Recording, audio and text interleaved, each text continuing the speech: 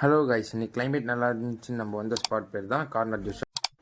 இங்கே எல்லா ஜூஸும் அவைலபிள் இருந்துச்சு. பட் ஆனால் நம்ம ஆர்டர் பண்ண ஜூஸ் வந்து 3 ice coffee and 1 Boost ice coffee order பண்ணியிருந்தோம்.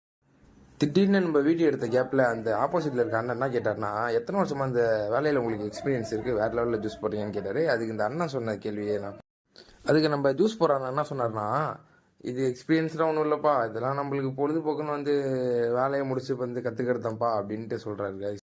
அப்புறம் நம்ம மட்டும் சும்மா சும்மா இருப்போமா? நம்ம அடுத்த கேள்வி கேட்டேன், எப்படின்னா இவ்வளோ வேலையும் செய்கிறீங்க, டைம் கரெக்டாக இருக்குமா அப்படின்னு. எங்கப்பா டைம் கரெக்டாக இருக்கு, அந்த அந்த இதை மட்டும்.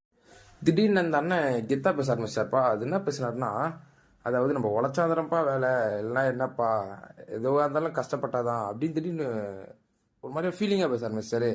அந்த ஒரு ஃபீலிங் கேப்பில் நம்ம அவங்கள பார்த்தோன்னே நம்மளுக்கும் ஃபீலிங் ஆயிடுச்சு காய்ஸ்.